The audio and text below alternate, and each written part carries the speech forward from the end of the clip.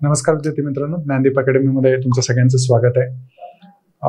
मागच्या आठवड्यापासून तुम्ही काही विषयांचे ओरिएंटेशन लेक्चर बघत आहात. आज आपण एक वेगळा विषय बघणार आहोत जो मेन्स एक्झाममध्ये आपल्याला कंबाईनमध्ये खूप जास्त महत्त्वाचा असतो. तुम्हाला सगळ्यांना माहिती असेल की 2022 मध्ये MPSCचा अभ्यासक्रम बदलला. MPSCचा अभ्यासक्रम बदलल्यामुळे आपल्याला म्हणजे कंबाईनमध्ये पण थोडा इम्पॅक्ट त्याचा झालेला दिसतो. राज्यसेवा डिस्क्रिप्टिव्ह झाली, तो एक भाग झाला, पण राज्यसेवेतला काहीसा भाग सिलेबस मधला जो ऑब्जेक्टिव्हचा होता तो आपल्याला कंबाईन मध्ये आलेला पण दिसतो. तो भाग नेमका कुठला आहे, परीक्षेमध्ये नेमकं त्याचं काय स्टेज आहे किंवा अभ्यास आपल्याला त्याचा कसा करायचा आहे, किती मार्कांसाठी येतो, कसा अभ्यास करायचा आहे, किती खोलामध्ये करायचा आहे, या सगळ्या गोष्टी आज आपल्याला समजून घ्यायचा आपण प्रयत्न करणार आहोत.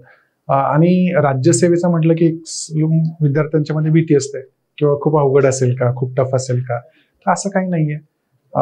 काही असे विषय आहेत की जे कदाचित तुम्ही ग्रॅज्युएशनच्या लेवलपर्यंत शिकलेला नसाल, तर त्या विषयांच्या बद्दल अभ्यास कसा करायचा याचंही थोडं आज आपण डिस्कशन करणार आहोत. तुम्हाला बोर्डवरती जे दिसतंय हे 3 विषय आज आपण डिस्कस करणार आहोत, म्हणजे याचं ओरिएंटेशन आपण आज बघणार आहोत. कुठले कुठले आहेत त्याच्यामध्ये, तर पहिलं आहे पर्यावरण. पर्यावरण कंबाईन मध्ये स्पेशल असं दिलेलं नव्हता, पण आत्ता तो नव्याने आपल्याला नवीन जो सिलेबस तुम्हाला दिला गेलेला आहे त्याच्यामध्ये दिसतो. तर पर्यावरण हा विषय आपल्याला महत्वाचा बघायचा आहे. मग तुम्हाला वाटेल की सर मार्कांच्या अनुषंगानं हे विषय किती महत्वाचे आहेत. पर्यावरणाच्या बद्दल जर आपण बघितलं तर ज्या काही परीक्षा झाल्या अलीकडे त्याच्यामध्ये आपल्याला दिसतं की 5 मार्कांसाठी हा प्रश्न किंवा हा विषय विचारला गेलेला आहे. ओके, त्यानंतर दुसरा आहे तंत्रज्ञान किंवा ICT. हा टॉपिक आधीच्या कंबाईनच्या अभ्यासक्रमामध्ये सुद्धा होता, तर हा काही नव्याने ऍज सच ऍड झालेला नाहीये. याच्यामध्ये जर आपण बघितलं मार्कांच्या दृष्टिकोनातून तर हा सुद्धा घटक 5 मार्कांसाठी विचारला जातो. ठीक आहे, म्हणजे पर्यावरण 5 मार्क आणि संगणक तंत्रज्ञान 5 मार्कांना. आता हा जो घटक आहे तुम्हाला हा एकदमच नवीन आहे. रिमोट सेन्सिंग असेल, GIS आहे किंवा एरियल फोटोग्राफी आहे, ड्रोन फोटोग्राफी आहे. अक्षरशः याचं नावं सुद्धा आपण ऐकलेली नसतात. ऑफलाईन बॅचला पण जेव्हा मी लेक्चर घेतलं तेव्हा अनेक विद्यार्थ्यांना विचारलं की 200-250च्या संख्येमध्ये किती लोकांनी हा टर्म ऐकला होता पहिल्यांदा, किंवा रिमोट सेन्सिंग किती लोकांना माहिती आहे. तर हार्डली 10-15 लोकांनी हात वर केला. याचा अर्थ काय की हा थोडा आपल्यासाठी नवीन असणार आहे. रिमोट सेन्सिंग म्हणजे काय, मराठीमध्ये सुदूर संवेदन किंवा हवाई छायाचित्रण, आणि GIS म्हणजे भौगोलिक माहिती प्रणाली. आता हा घटक म्हणून जेव्हा कंबाईन मध्ये आला तेव्हा अलीकडच्या ज्या काही परीक्षा झाल्या कंबाईनच्या, ग्रुप B ची, ग्रुप C ची, त्याच्यामध्ये प्रश्न किती विचारलेले आपल्याला दिसतात, तर साधारण याच्यावरती पण 5 मार्क विचारलेले दिसतात. म्हणजे मार्कांचं गणित जर बघायचं झालं तर हे 3ही छोटे छोटे विषय जे आहेत हे 5-5 मार्काला प्रत्येकी विचारले जातात. आणि याचं महत्व काय, एक थोडा वेळ मी घेतो. कंबाईनचं तुम्हाला ऑलरेडी एक्सप्लेन करून सांगितलेलं असेल की नेमका एक्झाम कशी असते किंवा एक्झाम सिस्टीम कशी आहे. त्याच्यामध्ये याचं महत्व काय आहे हे बघणं खूप जास्त गरजेचं आहे. आता बघा, मेन्स एक्झाम मध्ये तुम्हाला माहिती आहे की 200 मार्कांसाठी आपल्याला GS चा पेपर असतो. तर याच्यामध्ये वेगवेगळे विषय आहेत, त्यांचं ओरिएंटेशन तुम्ही बघितलं असेल, त्याचं महत्व तुम्ही बघितलं असेल. आता याच्यामध्ये जे कॉमन विषय आहेत कुठले, पॉलिटी आहे, त्यानंतर इकॉनॉमी आहे, जिओग्राफी आहे, हिस्ट्री आहे, बरोबर. हे जे GS चे विषय आहेत यांचं काय वैशिष्ट्य आहे की हे तुम्हाला मेन्सला पण आहेत आणि प्रिलिम्सला पण आहेत, बरोबर. त्यानंतर अजून एक महत्वाचा विषय तो म्हणजे ऍप्टी आणि रिझनिंग, बरोबर. तो सुद्धा प्रिलिम्सला पण आहे, मेन्सला पण आहे. मग असे कुठले विषय आहेत की जे फक्त मेन्सला येतात आपल्या समोर. आता या विषयांचा जेव्हा तुम्ही अभ्यास करता तेव्हा ऍक्च्युली आपण प्रिलिम्स काय वेगळं, मेन्स वेगळं असं करतच नाही. तो ऍक्च्युली सेमच असतो, बरोबर आहे ना. म्हणजे इथलं भूगोल वेगळं आणि मेन्स मधलं भूगोल वेगळं असं नाही होत. प्रिलिम्स मध्ये जे आहे तेच तुम्हाला मेन्स मध्ये, म्हणजे याचा अभ्यास तुम्ही पहिल्यापासून सुरू करणार आहे. हे महत्वाचे घटक आहेत, नो डाऊट. पण नव्याने जे काही घटक ऍड झाले आता मेन्स मध्ये जर तुम्ही बघितलं, असा काही एक घटक असणार आहे जो फक्त मेन्स मध्ये. कुठला बघा, जर आपण म्हटलं की फक्त मेन्स मध्ये काय येतं, तर तुम्हाला माहिती असेल तुमचा जो पहिला पेपर आहे लँग्वेजचा, राईट. लँग्वेजचा पेपर आहे म्हणजे मराठी, राईट, प्लस इंग्लिश. आता हा एक पेपर झाला. पण जीएसच्या पेपरमध्ये जर तुम्ही बघितलं, जो फक्त मेन्सला घटक येतो तो कुठला आहे? तो म्हणजे आपला घटक आहे, तो एन्व्हायरमेंट प्लस कम्प्युटर आणि IT प्लस रिमोट सेन्सिंग.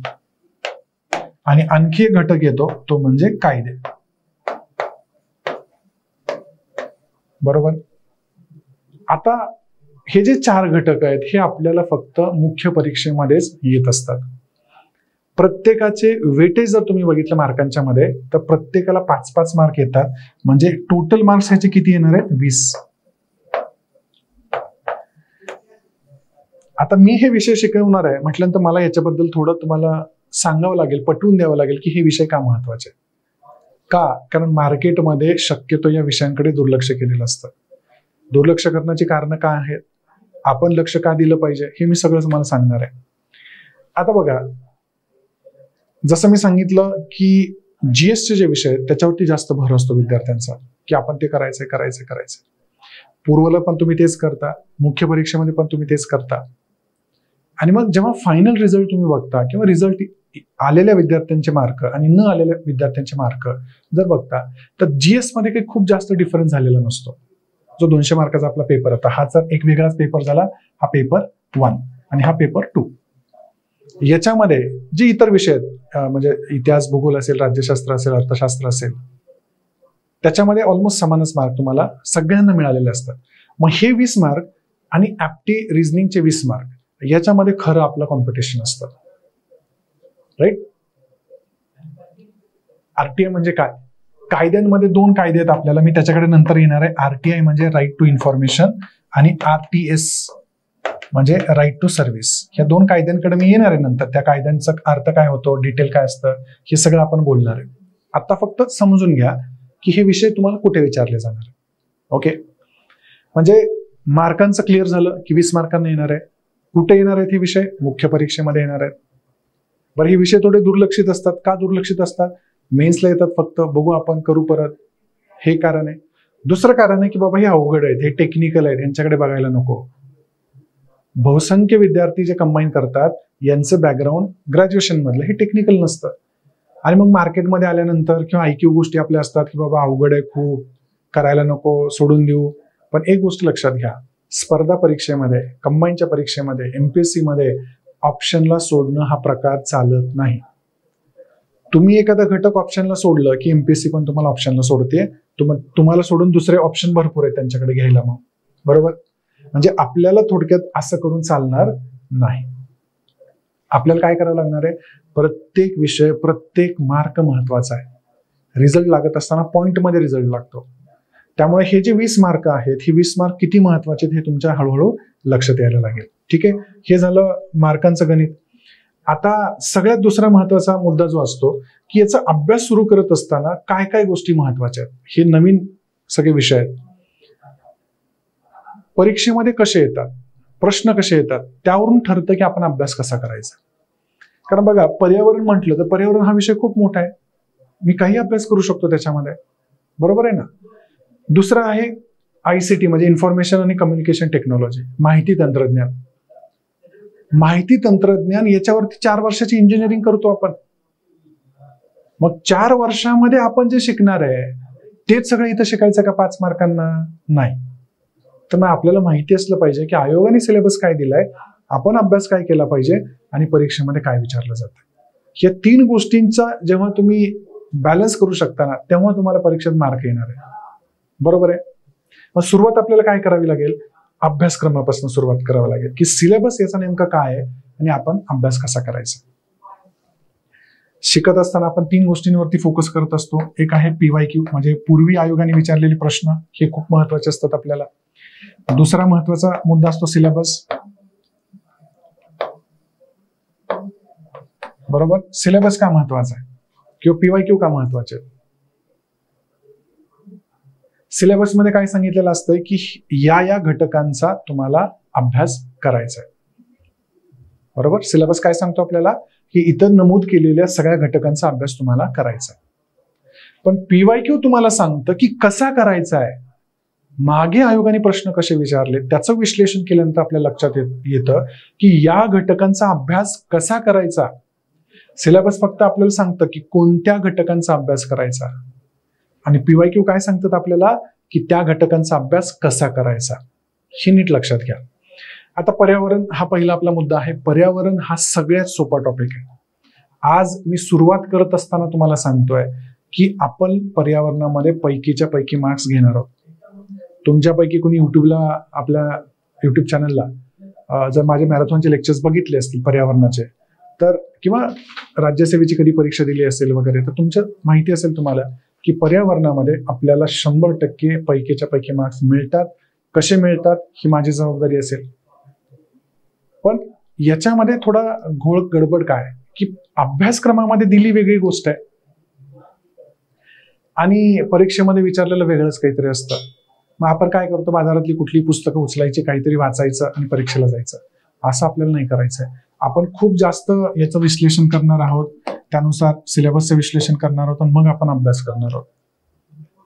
काय सांगितले पर्यावरणामध्ये बघा. पर्यावरण, मानवी विकास आणि पर्यावरण. आता मला सांगा याच्यातनं काय समजतं आपल्याला. मानवी विकास आणि पर्यावरण या दोघांची सांगड कशी घालायची किंवा यांचा अभ्यास कसा करायचा आहे, या दोघांचा एकमेकांशी काय संबंध आहे, की माणसं विकास करतात आणि त्यांनी पर्यावरणावरती काय होतं. थोडा तुम्हाला इतिहास माहिती असेल तर बघा, 1850च्या दशकामध्ये औद्योगिक क्रांती झाली असं आपण म्हणतो, बरोबर आहे ना. औद्योगिक क्रांती झाली म्हणजे नेमकं काय झालं, माणसाचा विकासच झाला ना एक प्रकारे.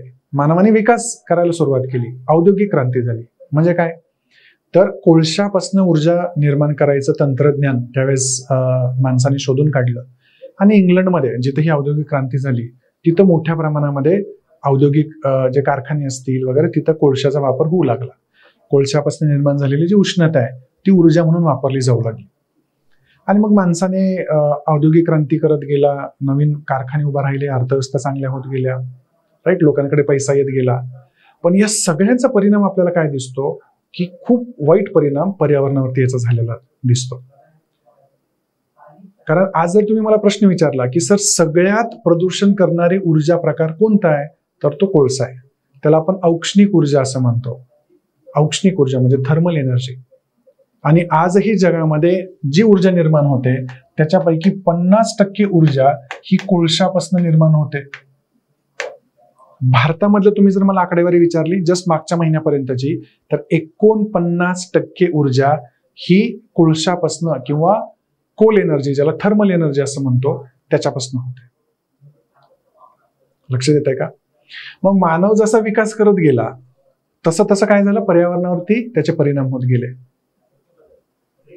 काय परिणाम होत गेले तुम्हाला मी आज जर प्रश्न विचारला की तुम्हाला कुठल्या माहिती आहेत पर्यावरणीय समस्या, तुम्हाला ग्लोबल वॉर्मिंग, क्लायमेट चेंज ऐकलं असेल तुम्ही, बरोबर. हीट वेव्ह ऐकलं असेल, आता अलीकडे उष्णतेची लाट चाललेली आहे, ऐकलं असेल तुम्ही, बरोबर. हे दोन कॉमन मुद्दे तर तुम्हाला माहिती आहेत ना. ग्लोबल वॉर्मिंग आणि क्लायमेट चेंज म्हणजे काय, जागतिक तापमान वाढ आणि हवामान बदल. हीट वेव्ह म्हणजे काय, उष्णतेची लाट. तुम्ही बघा दिल्लीमध्ये 53 डिग्री सेल्सिअस तापमान झालं.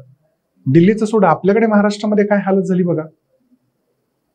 परिस्थिती गंभीर होती ना. म्हणजे सगळेजण सांगत होते की बाबा आम्ही आमच्या आयुष्यामध्ये कधीच असं तापमान अनुभवलं नाही, एवढं तापमान आता आहे. तुमच्या घरातले वडीलधारी लोक जे असतील, आजी आजोबा असतील, वडील असतील, सांगत असतील. मग हे सगळं कसं झालं, कशामुळे झालं, की आपण लक्ष आपलं कुठं होतं, मानव विकास कसा करतोय, आपल्याकडे पैसा कसा येतोय. पण हे करत असताना माणसाने पर्यावरणाकडे दुर्लक्ष केलं किंवा आपल्या विकासाचा परिणाम पर्यावरणावरती कसा होतो याच्याकडे माणसाने कधी लक्षच दिलं नाही. आणि त्या सगळ्यांचा परिणाम आज आपण भोगतोय. बरं, भोगत असताना कसं भोगतोय, विकास केला कुणीतरी, त्याचे परिणाम भोगतोय तिसरंच कुणीतरी. विकास कुठं झाला, अमेरिकेमध्ये झाला, इंग्लंडमध्ये झाला की युरोपियन देशांच्या मध्ये झाला. त्याचे परिणाम आज कोण भोगतोय, एशियामधले देश, आफ्रिकेमधले देश, लॅटिन अमेरिकेमधले देश, ज्यांचा विकासामध्ये खूप मोठा योगदान नाहीये किंवा या सगळ्या प्रदूषणाच्या निर्मितीमध्ये योगदान नाहीये, त्या देशांना आज त्याचे परिणाम भोगावे लागतात. तर ती सगळी जी सायकल आहे ती आपल्याला शिकायची आहे, कसा त्याचा परिणाम होतो, काय परिणाम होतो.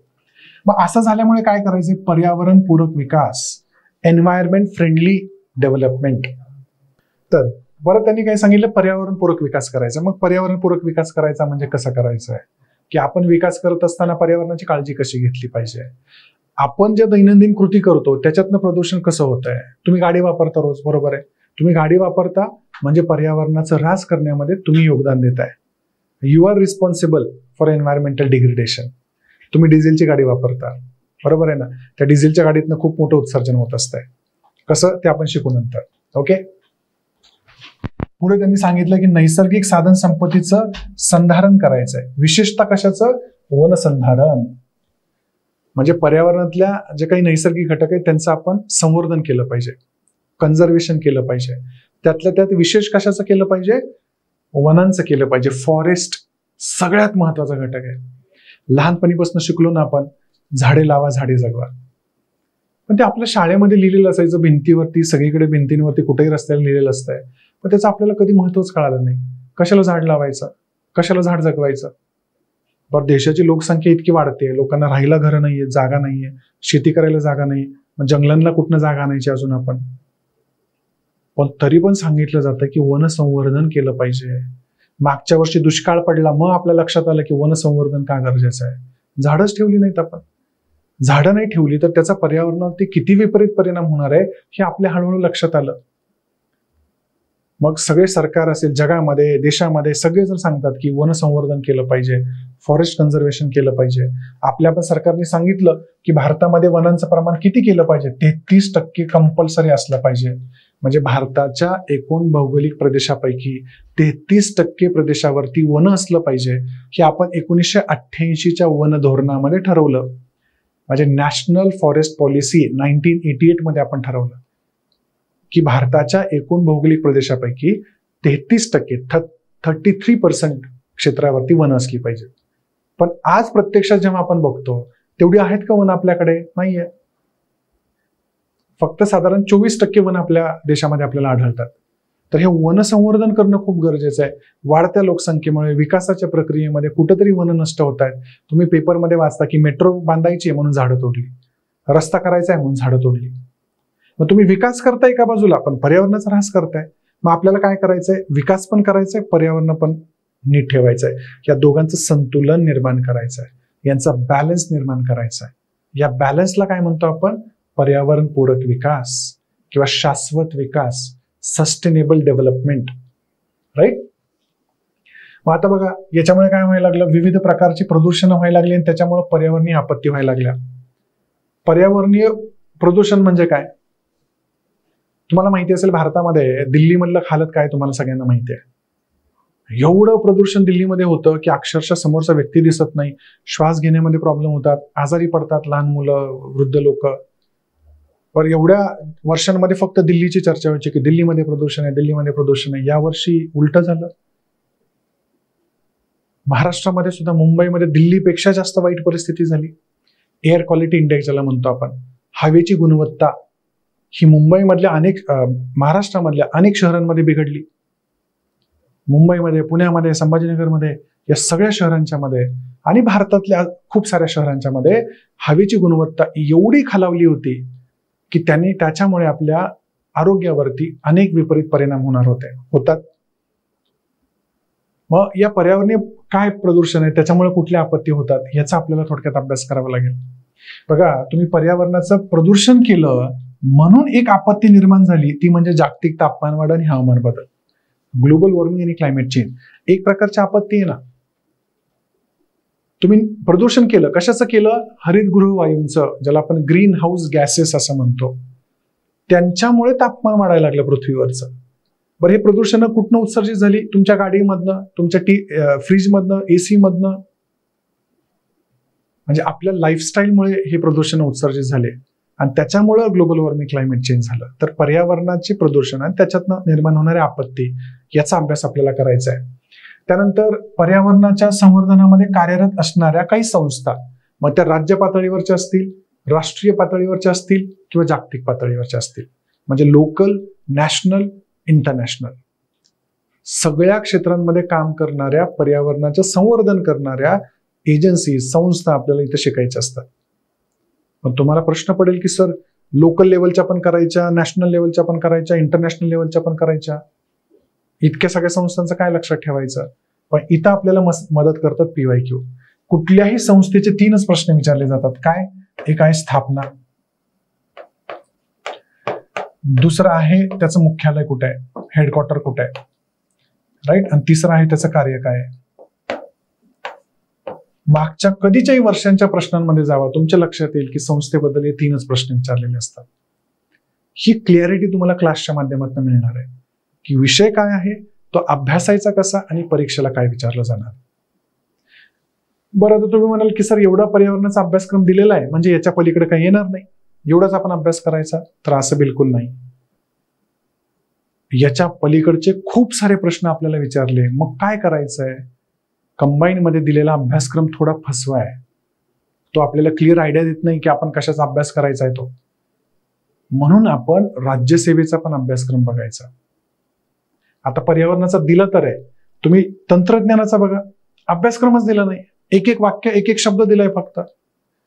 आता तंत्रज्ञानामध्ये हे जे फिजिक्स, केमिस्ट्री, बायोलॉजी तुम्ही ऑलरेडी त्याचं बघितलं असेल, हे दुसरे सर घेतील तुम्हाला. इतर जे 2 टॉपिक राहिले, इथं कुठलं आहे? दूरसंवेदन, हवाई आणि ड्रोन छायाचित्रण आणि भौगोलिक माहिती प्रणाली. म्हणजे काय? रिमोट सेन्सिंग, एरियल आणि ड्रोन फोटोग्राफी आणि जिओग्राफिक इन्फॉर्मेशन सिस्टम. आता याच्यात काहीच एक्सप्लेन केलं नाही आयोगाने आपल्याला, फक्त सांगितलं रिमोट सेन्सिंग. पण रिमोट सेन्सिंग म्हणजे काय? किती मोठा विषय आहे, काय अभ्यास करायचा? एरियल आणि ड्रोन फोटोग्राफी मधला काय अभ्यास करायचा आहे? भौगोलिक माहिती प्रणाली किंवा GIS याच्यातला काय अभ्यास करायचा आहे? काहीच सांगितलं नाही आपल्याला. म्हणून अनेक विद्यार्थी इथं फसतात, म्हणून अनेक विद्यार्थी याचा अभ्यास करत नाहीत. का? क्लिअरिटी नसते की काय. अनेक क्लासमध्ये हे शिकवलं पण जात नाही, म्हणून अवघड गोष्टीत हातच घालायला नको असं म्हणतात. मग क्लासमध्ये नाही घेतलं की मग विद्यार्थी म्हणतात नको, अवघड आहे, नकोच करायला. पण आपण प्रयत्न केला पाहिजे ना. प्रयत्न केल्यानंतर लक्षात येतं की याच्यात सुद्धा आपल्याला चांगले मार्क मिळणार आहेत. कसे मिळणार आहेत हे तुम्हाला कळेल विषय सुरू झाल्यानंतर. दुसरा अजून एक टॉपिक आहे आपला, तो म्हणजे माहिती आणि संप्रेषण तंत्रज्ञान. काहीच सांगितलं नाही याच्यात माहिती आणि संप्रेषण तंत्रज्ञानामध्ये. तो कसा अभ्यास करायचा आहे, काय अभ्यास करायचा, काही एक्सप्लेन नाही केलं. बर, आता हे माहिती तंत्रज्ञान जे होतं ना, आधीपासून कंबाईनला आहे. आधीच्या जुन्या सिलेबसमध्ये उलट यांनी एक्सप्लेन केलं होतं की काय काय करायचंय. आता नवीन सिलेबसमध्ये उलट त्यांनी काही केलंच नाही एक्सप्लेन. मग आपल्याला काय करावं लागेल की आपलं काम आहे की आपण जुना जो सिलेबस आहे तो सुद्धा बघितला पाहिजे. बघा, संगणक आणि माहिती तंत्रज्ञान हा काय आहे? ओल्ड सिलेबस आहे. कशाचा ओल्ड सिलेबस आहे? तर ग्रुप बी आणि ग्रुप सी चा ओल्ड सिलेबस आहे. राईट, कशाचा आहे? ग्रुप बी आणि सी. हे आधीपासून संगणक विचारलं जायचं, हे काही नवीन नाही ऍड झालं. मग संगणकामध्ये त्यांनी काय सांगितलंय बघा, आधुनिक समाजातील संगणकाची भूमिका. आता असला जेव्हा सिलेबस असतो ना, तो अजून गोंधळात टाकतो. अरे मग नेमका अभ्यास काय करायचा की आधुनिक समाजातील संगणकाची भूमिका? निबंध थोडीच लिहायचा आपल्याला. पण याच्यात ना आपण काय समजून घ्यायचं की तुमच्या आयुष्यामध्ये दैनंदिन जो वापर तुम्ही कम्प्युटरचा करता, संगणकाचा करता, तंत्रज्ञानाचा करता, ते प्रश्न तुम्हाला विचारले जातात. असे असंख्य प्रश्न मी तुम्हाला एक्झाम्पल सांगू शकतो आणि पुढे आपण बघू पण. म्हणजे तुम्ही रोज वापरणारे जर एक्झाम्पल बघितले, www. याच्यावरती कितीतरी प्रश्न विचारलाय. IP ऍड्रेस म्हणजे काय याच्यावरती प्रश्न विचारलाय. IMES, मोबाईलचा प्रत्येक मोबाईलला नंबर असतो ना एक IMEI नंबर. मोबाईल नवीन घेतल्यानंतर असतो किंवा फोनच्या मागे लिहिलेला असतो, त्याचा फुल फॉर्म काय ते विचारलंय. हार्डवेअर काय असतं, सॉफ्टवेअर काय असतं हे विचारलंय. म्हणजे तुमच्या दैनंदिन आयुष्यामध्ये संगणकाचा जिथं वापर होतो, जो काही वापर होतो, त्याच्यावरती प्रश्न आपल्याला विचारलेले दिसतात. त्यानंतर वेगवेगळ्या क्षेत्रातील जीवनात संगणकाचा वापर, तोच मुद्दा की आपण कुठे कुठे वापरतो, वेगवेगळ्या क्षेत्रामध्ये. कृषी क्षेत्रामध्ये कसं वापरतो, अर्थव्यवस्थेमध्ये कसं वापरतो, प्रशासनामध्ये कसा त्याचा वापर आपण करत असतो, पर्यावरणामध्ये त्याचा वापर आपण कसा करत असतो, हे सगळं आपल्याला शिकायचं आहे, अभ्यासायचं आहे. ओके. त्यानंतर संगणकामध्ये थोड्या गोष्टी अवघड आहेत. काय? डेटा कम्युनिकेशन, नेटवर्किंग आणि वेब टेक्नॉलॉजी, हे 3 टॉपिक अवघड आहेत. तुम्ही जर मला विचारलं की सर संगणकामध्ये 5 पैकी 5 मार्क मिळू शकतात का, तर उत्तर आहे नो, नाही मिळू शकत. मी असं नाही म्हणणार की मी शिकवतोय मग तुम्हाला पैकीच्या पैकी मार्क्स मिळणारच, असं नाही. का नाही मिळणार? संगणकामध्ये जर आपल्याला डेटा कम्युनिकेशन, नेटवर्किंग आणि वेब टेक्नॉलॉजीचे प्रश्न विचारले ना तर ते खूप अवघड असतात. तुम्ही जर मागच्या काही वर्षांचे MPSCचे कंबाईनचे प्रश्न बघितले, सगळ्यात जास्त प्रश्न कॅन्सल कशाचे होतात तर ते संगणकाचे होतात. का? कारण आयोग अति अवघड प्रश्न विचारतं ज्याची उत्तरं त्यांनाच कन्फर्म माहीत नसतात आणि म्हणून प्रश्न कॅन्सल होतात दुसऱ्या आन्सर कीने. त्यामुळे संगणक असा एक टॉपिक आहे, मागच्या 2-3 वर्षामध्ये जर बघितलं प्रचंड अवघड प्रश्न विचारता आयोग. त्यामुळं तिथं आपल्याला थोडा शक्यता नाहीये पैकीच्या पैकी मार्क्स मिळवण्याचे, तिथं आपले मार्क्स जाऊ शकतात 1-2, पण आपण इतरांपेक्षा नक्की पुढे असणार आहोत. राईट? त्यामुळं या गोष्टी आपण जास्त डिटेलमध्ये करायच्याच नाहीत, कारण किती जरी केल्या, कारण तुम्ही बघा इंजिनिअरिंगला सेमिस्टरला एक विषय असतो डेटा कम्युनिकेशन किंवा नेटवर्किंग. अख्ख्या सेमिस्टरमध्ये जे शिकतो आपण ते सगळे शिकू शकतो का? इथं नाही. बरं, प्रश्न किती येणार आहेत? 1 किंवा 2. मग आपल्याला कळलं पाहिजे की मी काय करायचं आणि किती डिटेलमध्ये करायचं आहे. दुसरे पॉईंट करत त्यापेक्षा कुठले? सायबर गुन्हे आणि त्यावरील प्रतिबंध. सगळ्यात हॉट टॉपिक आहे सध्या सायबर गुन्हे. रोज पेपर उघडला की एक सायबर गुन्हा वाचायला मिळतो, रोज. तो वैयक्तिक गुन्हे असतील, आर्थिक गुन्हे असतील, सगळं. मग सायबर गुन्हे म्हणजे काय? त्याचा कसा वापर केला जातो, कोणत्या कोणत्या क्षेत्रामध्ये वापर केला जातो, कोणते व्हायरस असतात, त्याचे प्रकार काय आहेत, त्याच्यावरती सरकार काय नियंत्रण आणण्यासाठी करतंय, कायदे कुठले आहेत भारतामध्ये, हे सगळं आपल्याला शिकायचं आहे. आणि हा इतका इंटरेस्टिंग टॉपिक आहे ना, मला लगेच रिलेट होणार आहे. मी अशा काही एक्झाम्पल तुम्हाला सांगणार आहे की तुमच्या आयुष्यात ते घडत असतात. बरं, हे करत असताना आपल्याला माहित नसतं की हा गुन्हा आहे, तरी पण आपण करत असतो. का? आपल्याला याच्यावर कायदाच माहित नाही. कुठला? IT ऍक्ट 2000, म्हणजे माहिती तंत्रज्ञान कायदा 2000 सालचा आहे भारताचा. त्या कायद्यामधल्या काही महत्वाच्या तरतुदी आहेत, त्या आपल्याला शिकायच्या आहेत. या कायद्यामध्ये शिक्षेची काय तरतूद आहे ती आपल्याला शिकायची आहे, की काय केल्याने काय शिक्षा होऊ शकते, कुठला गुन्हा असतो, कुठला गुन्हा नसतो, ते आपल्याला सगळं शिकायचं आहे. त्यानंतर नवीन उद्योग म्हणून माहिती तंत्रज्ञानाचा निरनिराळ्या सेवा सुविधांच्या माहिती मिळवण्यासाठी होणारा उपयोग. म्हणजे काय? की अलीकडच्या काळातले काही आधुनिक तंत्रज्ञान, कदाचित तुम्ही ऐकलेले असतील नसतील, एक टेक्नॉलॉजी आहे IoT. म्हणजे काय? Internet of things. सोपी गोष्ट आहे. मला सांगा, तुमच्या घरामध्ये तुम्ही फोनमधनं तुमचा TV चालू बंद करू शकता, फोनमधनं तुम्ही तुमच्या घरातला AC कंट्रोल करू शकता, फोनमधनं तुम्ही तुमच्या घरातल्या लाईट कंट्रोल करू शकता. कसं शक्य झालं? या तंत्रज्ञानामुळे शक्य झालं. इंटरनेट ऑफ थिंग्स म्हणजे काय? Connecting things to internet. सगळ्या गोष्टी इंटरनेटला जोडणं आणि त्या ऑपरेट करणं म्हणजे इंटरनेट ऑफ थिंग्स. मग ह्याची काही उदाहरणं, हे तंत्रज्ञान काय, घरात कसा वापर होतो, शहरात कसा वापर होतो, सगळं आपल्याला शिकायचं आहे. त्यानंतर दुसरं एक टेक्नॉलॉजी तुम्हाला माहिती असेल, ती म्हणजे आर्टिफिशियल इंटेलिजन्स, ज्याला आपण AI म्हणतो, मराठीमध्ये त्याला कृत्रिम बुद्धिमत्ता म्हणतो.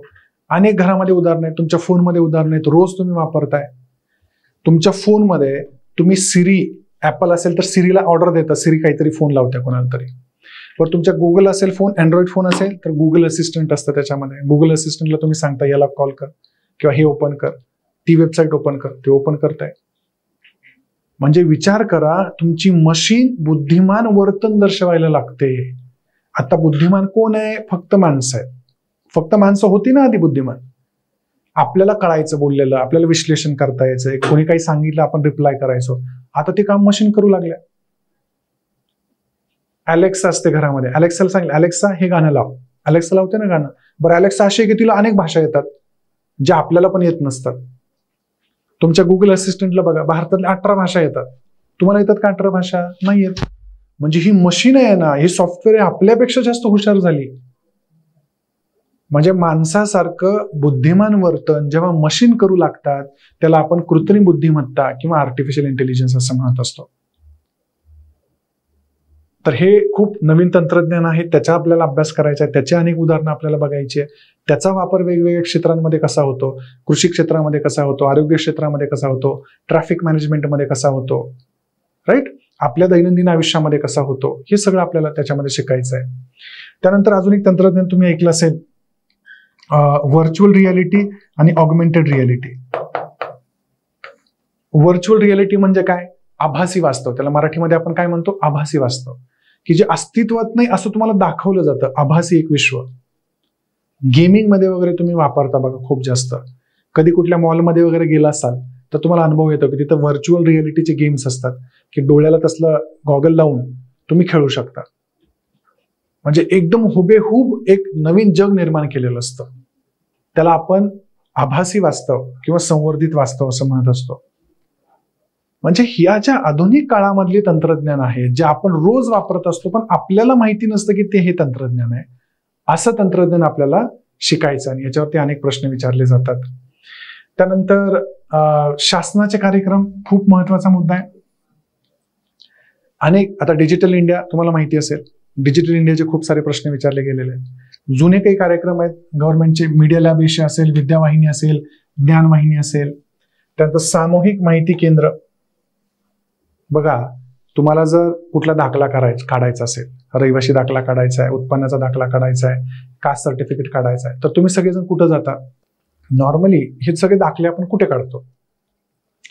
आधी जर बघितलं काही वर्षांपूर्वी तर तुम्हाला प्रत्येक दाखला काढायला कुठं जावं लागायचं? तहसील कार्यालयामध्ये जावं लागायचं, जिल्ह्याच्या ठिकाणी जावं लागायचं. पण आता काय झालेलं आहे की तुमच्या गावामध्ये किंवा शेजारी मोठ्या गावामध्ये महा ई सेवा केंद्र सुरू झाले, ज्याला आपण सेतू वगैरे म्हणतो. बरोबर आहे ना? आता तहसील कार्यालयामध्ये होणारी अनेक कामं किंवा जिल्हाधिकारीच्या ऑफिसमध्ये होणारी अनेक कामं तुमच्या गावामध्ये किंवा शेजारच्या गावामध्ये 5-10 किलोमीटरवरती होतात ना. त्याला आपण काय म्हणतो? सेतू कार्यालय किंवा महा ई सेवा केंद्र. हे महा ई सेवा केंद्र सुरू कसे झाले? ती सरकारची एक योजना आहे, त्याचं नाव आहे सामूहिक माहिती केंद्र. त्याला इंग्लिशमध्ये म्हणतात कम्युनिटी सर्व्हिस सेंटर, CSC. तुम्ही कुठल्याही महा ई सेवा केंद्रामध्ये गेला तर इंग्लिशमध्ये बघा तिथं लिहिलेलं असतं CSC. त्याच्या अंतर्गत तुम्हाला या सेवा दिल्या जातात. तर याचा अभ्यास आपल्याला करायचा आहे. त्यानंतर माहिती तंत्रज्ञान उद्योगातले मूलभूत प्रश्न आहेत. मूलभूत प्रश्न काय आहे त्याचं? आता तंत्रज्ञानाचा गैरवापर आहे, सायबर क्राईम आहे, अशा अनेक जे मुद्दे आहेत त्या अलीकडच्या काळातले काही चॅलेंजेस आहेत ते आपल्याला याच्यामधनं शिकायचे आहेत. म्हणजे बघा की नवीन सिलेबसमध्ये जरी अभ्यासक्रम दिलेला नसला तरी जुन्या अभ्यासक्रमातनं आपल्याला आयडिया आहे की आपण काय काय करायचं आहे, अभ्यास कसा कशाचा करायचा आहे. त्यामुळं जे विद्यार्थी सिलेबस बघणार नाही जुन्या, आता बघा क्लास नसेल लावला तर तुम्हाला कळणारच नाहीये की अभ्यास काय करायचा आहे. ही स्पष्टता तुम्हाला क्लासच्यामुळे मिळणार आहे. बरोबर? तर हा झाला संगणकाचा विषय.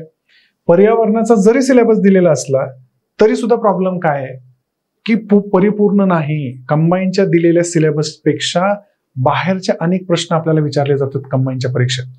लांब कशाला? 17 डिसेंबरला तुमची एक परीक्षा झाली, ज्यांना कोणाला माहित असेल 17 डिसेंबरला ग्रुप सी ची मेन्स एक्झाम झाली. त्या मेन्स एक्झामच्या आधी 16 डिसेंबरला मी आपल्या युट्यूब चॅनलला एक लेक्चर घेतलं होतं, रिव्हिजन लेक्चर. त्याच्यामध्ये पर्यावरणामध्ये काय प्रश्न येतील मी महत्वाचं सांगितलं होतं, तंत्रज्ञानामध्ये काय येतील हे सगळं सांगितलं होतं. त्यातले डायरेक्ट 5-6 प्रश्न आले.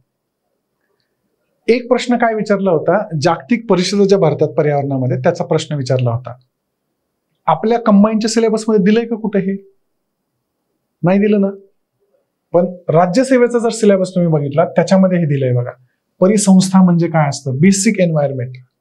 त्याच्यावरती खूप जास्त प्रश्न येतात पण त्याचा उल्लेखच नाहीये आपल्या सिलेबसमध्ये. परिसंस्था म्हणजे इकोसिस्टीम म्हणजे काय, परिस्थितिकी इकोलॉजी म्हणजे काय, फूड चेन काय असते, फूड वेब काय असते, म्हणजे अन्न साखळी काय असतं, अन्न जाळं काय असतं, राईट, इकोलॉजिकल सक्सेशन काय असतं, ऊर्जेचे प्रवाह काय असतात, एनर्जी पिरामिड काय असतं, सगळं विचारलं जातं पण आपल्या सिलेबसमध्ये दिलेलंच नाहीये. म्हणून राज्यसेवेचा आपण सिलेबस बघणं खूप जास्त गरजेचं आहे. पर्यावरणामध्ये काही उगीच 5 पैकी 5 मार्क येणार नाही. काय येणार आहेत? कारण आपण सिलेबसच्या पलीकडे जाऊन शिकणार आहे सगळं, म्हणून आपल्याला मार्क येणार आहेत. येतंय का लक्षात? त्यानंतर बघा पर्यावरणाचा ऱ्हास आणि त्याचं संवर्धन कसं करायचं, याचे अनेक कार्यक्रम आहेत, राज्य सरकारचे, केंद्र सरकारचे, ते सगळे अभ्यास करायचे. त्यानंतर जागतिक तापमान वाढ बघा, हे दिलंय का कंबाईनच्या सिलेबस मध्ये? नाही दिलं. इथं स्पष्ट दिलंय जागतिक तापमान वाढ आहे, हरितगृह परिणाम आहे, त्यानंतर हरितगृह कशामुळे होतात, तर या सगळ्या वायूंच्यामुळे होतात. कार्बन मोनॉक्साईड असेल, कार्बन डायऑक्साईड असेल, मिथेन आहे, क्लोरोफ्लोरोकार्बन्स आहेत किंवा नायट्रस ऑक्साईड आहे. किती वेळा जाऊन प्रश्न विचारले, जाऊन बघा फक्त तुमच्या सिलेबसमध्ये ज्या वायूंची नावं आहेत ना, त्यांना परीक्षेमध्ये किती वेळा विचारले, नुसतं PYQ एकदा बघा, तुमच्या लक्षात येईल. मग हा सिलेबस कंबाईनला दिलाच नाही ना, मग आपण अनेक विद्यार्थी गोंधळणार काय, ते जेवढं दिलंय तेवढ्यातच खुश होणार की मी वाचलंय, पण प्रश्न तुम्हाला ऍड्रेस नाही करता येणार त्यातनं. का नाही करता येणार, कारण तुम्ही वेगळं जाऊन सिलेबस बघितलंच नाही अजून, की या वायूंच्यामुळे वातावरणातली पातळी कशी वाढतेय, उष्णता तापमान कसं वाढतंय, वातावरण कसं बदलतंय. परत अम्लपर्जन्य, ऍसिड रेन ज्याला म्हणतो आपण, किती वेळा प्रश्न विचारलाय, दिलाय का आपल्या कंबाईनच्या सिलेबसला, नाही दिला. ऍसिड रेन कशामुळे होतं किंवा अम्लपर्जन्य कशामुळे होतं, SO2 आणि NO2 उत्तर किती वेळा प्रश्न विचारले बघा, बरोबर. त्यानंतर हीट आयलँड, आत्ताच बघा महाराष्ट्रातील उष्णवृद्धी केंद्र, त्याला हीट आयलँड म्हणतात. ही जे अलीकडे इतकं भयानक उष्णता व्हायला लागले, तापमान अचानक वाढायला लागले, ते कशामुळे, तर हे हीट आयलँड इफेक्ट होतोय. आपल्या शहरामध्ये आपण काय केलं, झाडं तोडली, काय कुठं हिरवं ठेवलंच नाही, दिसेल तिथं डांबर आणि सिमेंट ओतलं. आता या डांबरामुळे, सिमेंटमुळे, बांधकामांमुळे काय झालंय की खूप जास्त उष्णता परावर्तित होत असते आणि त्याचा परिणाम म्हणून हीट आयलँड्स व्हायला लागलेत आपली शहरं. तर ते हीट आयलँड्स काय असतात, त्याचे परिणाम काय आहेत, त्याच्यावरती उपाय काय करायचे, हे सगळं आपल्याला शिकायचं आहे. त्यानंतर पर्यावरण विषयक काही कायदे महत्वाचे आहेत. मी तुम्हाला 10 कायदे सांगणार आणि कायदे म्हणजे काही डिटेलमध्ये अभ्यास करायचा का नाही, फक्त कायद्यांचं वर्ष लक्षात ठेवायचं की ते कोणत्या वर्षी पारित केले गेले. Indian forest act, forest conservation act, environment protection act, wildlife protection act, खूप आहेत असे, air pollution prevention act, water pollution prevention act, जैवविविधतेचं संवर्धन कायदा, असे एक साधारण 8 ते 10 कायदे मी तुम्हाला देणार आहे. त्याची फक्त वर्ष लक्षात ठेवायची, त्याच्या पलीकडे प्रश्न आलेला नाही, भविष्यात सुद्धा येणार नाही. म्हणजे आपल्याला पर्यावरणातलं इतकं क्लिअर कट माहिती आहे की काय येणार आहे आणि आपण काय करणार आहोत, त्याच्यामुळे आपल्याला पैकीच्या पैकी मार्क्स मिळणार आहे. येत आहे का लक्षात. म्हणजे पर्यावरण क्लिअर झालं, संगणक क्लिअर झालं. आता पुढचा महत्वाचा मुद्दा आहे तो म्हणजे रिमोट सेन्सिंग, त्यानंतर एरियल फोटोग्राफी आणि GIS म्हणजे जिओग्राफिक इन्फॉर्मेशन सिस्टम. आपल्या कंबाईनच्या अभ्यासक्रमामध्ये फक्त एवढंच लिहिलंय, त्यांनी याचा अर्थ काय, आम्ही याच्यात अभ्यास काय करायचा, काहीही दिलेलं नाही. ही आपली जबाबदारी आहे की आपण, आता मला सांगा हा अभ्यासक्रम तुम्हाला आला कुठून, कंबाईनमध्ये पहिल्यांदा नवीन जेव्हा ऍड झाला, हा कुठून आलाय, तर MPSCच्या सिलेबस मधनं आलाय. MPSCच्या ऑब्जेक्टिव्हच्या सिलेबस मधनं हा कंबाईन मध्ये ऍड केला गेलेला आहे. जर कंबाईन मध्ये याचा सविस्तर अभ्यासक्रम दिलेला नसेल तर तो अभ्यासक्रम शोधणं MPSCचं आपलं काम आहे. मग आपल्याला कळेल की प्रश्न काय येतील याच्यावरती आणि अभ्यास काय करायचा. कारण हे विषय जर तुम्ही बघितले हे खूप मोठे असतात, पण परीक्षेपुरतं, कंबाईन पुरतं 5 मार्कांसाठी आपण काय अभ्यास करायचा, कारण या सगळ्यांचे मिळून 5 मार्क येतात. येत आहे का लक्षात. या 3 छोट्या छोट्या विषयांचे मिळून 5 मार्क येत असतात. मग यात काय शिकायचं, रिमोट सेन्सिंग, त्याला मराठीत सुदूर संवेदन असं म्हणतात. सुदूर संवेदन म्हणजे काय, एखाद्या गोष्टीच्या प्रत्यक्ष संपर्कात न येता त्याचं निरीक्षण करणं, त्याचा अभ्यास करणं आणि त्याची माहिती मांडणं म्हणजे रिमोट सेन्सिंग. कशाचा अभ्यास करायचा आहे, तर पृथ्वीवरच्या संसाधनांचा अभ्यास करायचा. त्याच्या प्रत्यक्ष संपर्कात न येता कोण अभ्यास करणार आहे, उपग्रह करणार आहे, सॅटेलाइट करणार आहे, त्याला रिमोट सेन्सिंग म्हणतात. मग आपण अभ्यास काय करायचा की रिमोट सेन्सिंगची मूलभूत संकल्पना काय असते याचा अभ्यास करायचा. डेटा आणि माहिती म्हणजे डेटा आणि इन्फॉर्मेशन मधला काय फरक आहे तो आपल्याला माहिती असला पाहिजे. त्यानंतर रिमोट सेन्सिंगचे फायदे काय आहेत, त्याच्या मर्यादा काय आहेत, रिमोट सेन्सिंगची प्रक्रिया काय आहे, कशी केली जाते. उपग्रह वरती आहेत, पृथ्वी इकडं खाली आहे, मग उपग्रह प्रत्यक्ष संपर्कात न येता कसं त्यांचं निरीक्षण करतात. आता मी सांगितलं ना की भारतात वनांचं प्रमाण किती, कुणी मोजलं, हे सॅटेलाइट्सनी मोजलंय.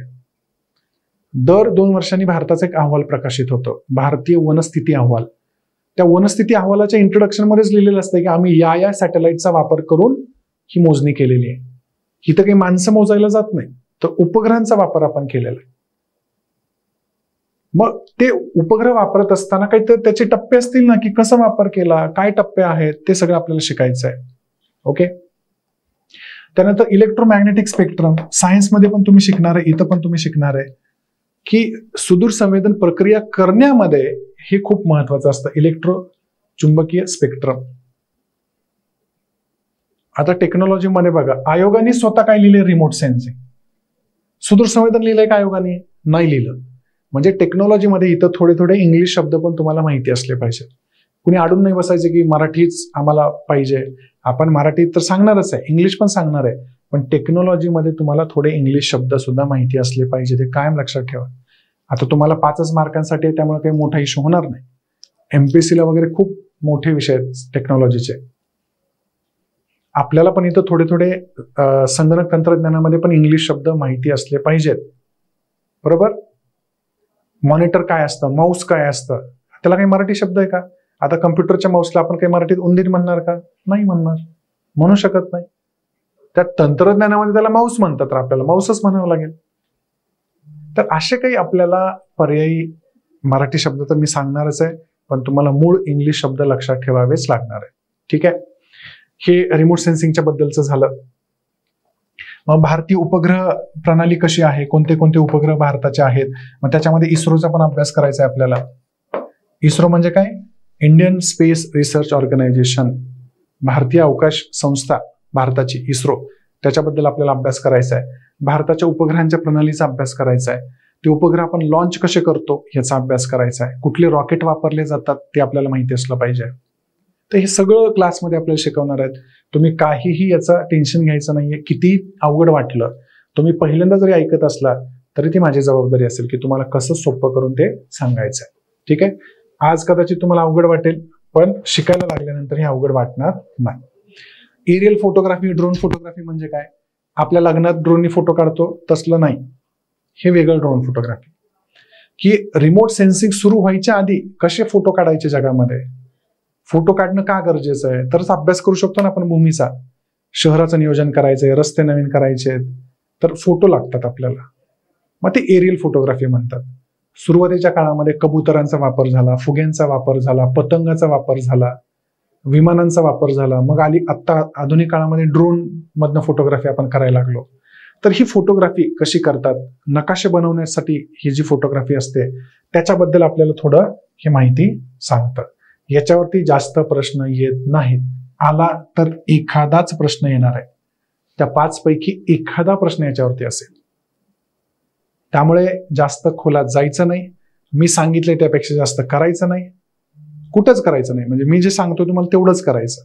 कारण मी काय म्हणतोय, तुम्हाला मार्क येणं जबाबदारी माझी असेल, तुम्हाला वेगळं काहीही करावं लागणार नाही. पुढं GIS म्हणजे भौगोलिक माहिती प्रणाली, याच्यात प्रश्न येतात. तर भौगोलिक माहिती प्रणाली म्हणजे काय असतं, त्याचा परिचय, इंट्रोडक्शन आपल्याला असला पाहिजे.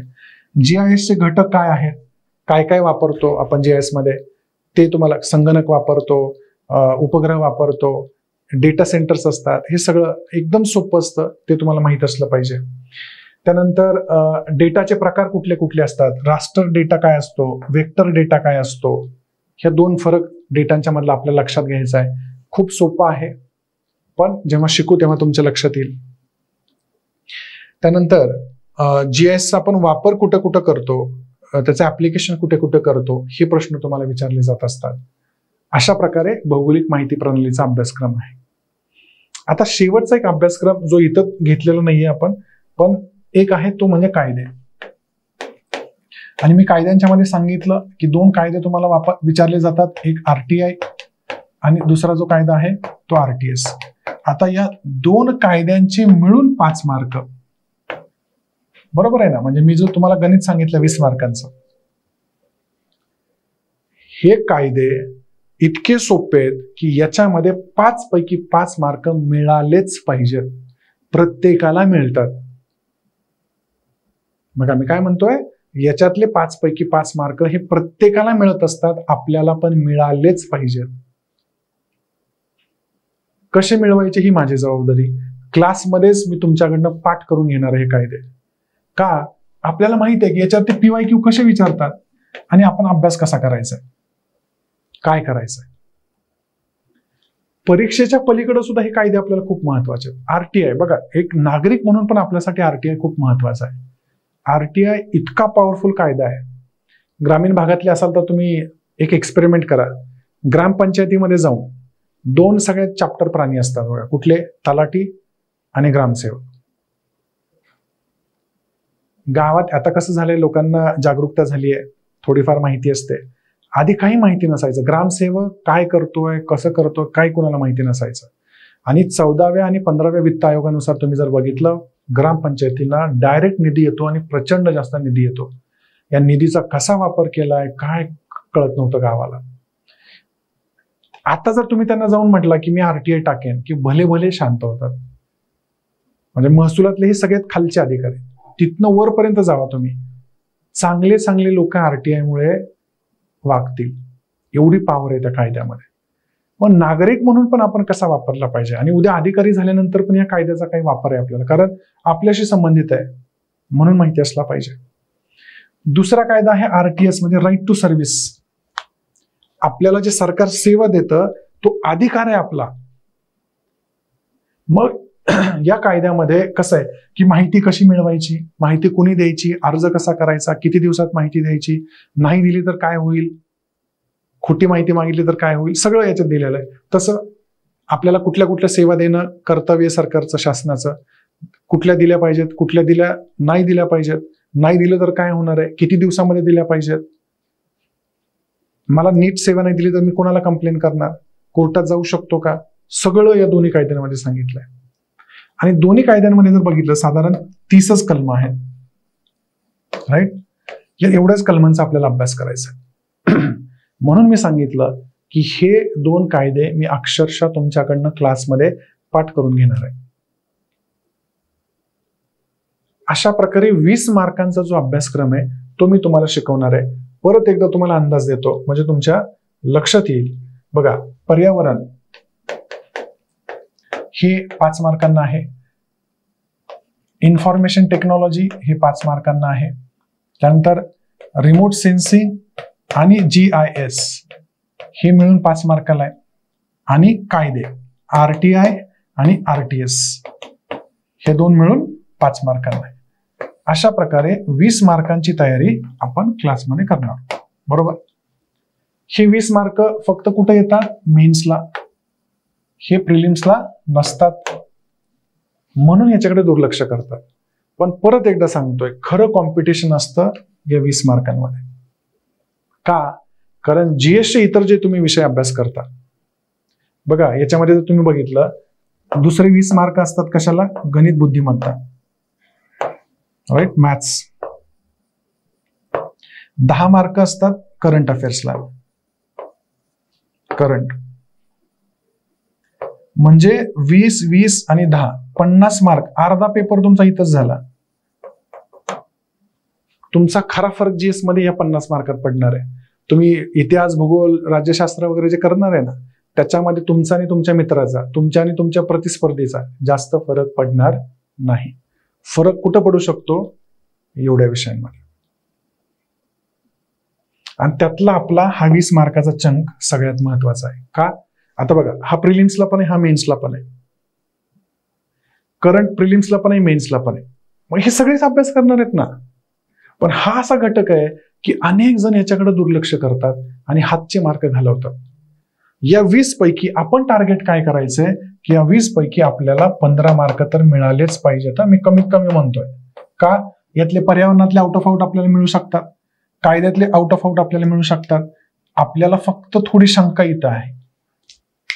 आपल्या टप्प्यातले प्रश्न आले तर इथं पण आपल्याला जास्त मार्क मिळणार आहे. पण मी काय म्हणतो की टार्गेट आपण काय करूया, कमीत कमी 15 मार्क. आज तुम्हाला कदाचित याचं व्हॅल्यू माहिती नसेल की काय महत्वाचे ते 15 मार्क. लक्षात घ्या मित्रांनो, निकाल जेव्हा लागतो तो पॉइंट मध्ये लागतो. पॉइंट 25 मार्क सुद्धा तुमच्यासाठी खूप महत्वाचे. कारण आता MPSC काय करते, वर्षातनं एकच परीक्षा घेते. राज्यसेवेची एक, ग्रुप बी ग्रुप सी ची एक. 0.25 मार्कांनी पण तुमचा रिझल्ट गेला ना तर डायरेक्ट पुढच्या वर्षी परीक्षा असते तुम्हाला. हे ओरिएंटेशन लेक्चर घेण्याचं कारण काय आहे? तुम्हाला ते महत्व कळलं पाहिजे की प्रत्येक विषय महत्वाचा का आहे, त्याचा अभ्यास कसा केला पाहिजे, कुठून केला पाहिजे, हे कळलं तरच पुढे मार्क येणार आहे. अजून एक प्रश्न असतो बऱ्याच जणांचा की सर बुक लिस्ट काय असली पाहिजे. बरोबर आहे, तुमच्याही मनात असेल बुक्स कोणते वाचायचे. याचं उत्तर आहे मी सांगेल तेवढंच करायचं, आपण जे नोट्स देणार आहे तेवढंच करायचं. आपल्या नोट्सच्या पलीकडचं काहीही वाचायचं नाही. कसं ते मी शिकवल्यानंतर प्रश्न बघायचे PYQ, मग तुम्हाला कळेल की सर बरोबर म्हणतात. जेवढं क्लासच्या नोट्समध्ये तुम्हाला दिलं जाईल तेवढंच तुम्ही करायचंय, त्याच्यापेक्षा वेगळं काही करू नका. याच्यामध्ये जे स्टेट बोर्ड्स वगैरे लागतील ते आपण क्लासमध्येच कव्हर करणार आहोत. मी तुम्हाला वाचा म्हणून पण सांगणार नाहीये. स्वतः इथं क्लासमध्ये, आणि पर्यावरणाचे स्टेट बोर्ड्स आहेत इथं, मी क्लासमध्ये ते स्टेट बोर्ड्स कव्हर करून घेणार आहे. त्यामुळं तुम्हाला काहीही वेगळं त्याच्यामध्ये करायची गरज नाही. पुस्तकांच्या मध्ये जास्त विचार करायचा नाही. कुठलंही नवीन पुस्तक फॅकल्टीला विचारल्याशिवाय घेऊ नका, कारण मार्केटमध्ये एवढी गर्दी आहे पुस्तकांची की विद्यार्थी अनेक वेळा नको असलेली पुस्तकं पण विकत घेतात. तर तशी चूक तुम्ही करू नका. जे काही मी सांगेन तेवढंच तुम्ही अभ्यास करायचा. ठीक आहे, ओके, चला थांबूया आपण. Thank you, have a nice day.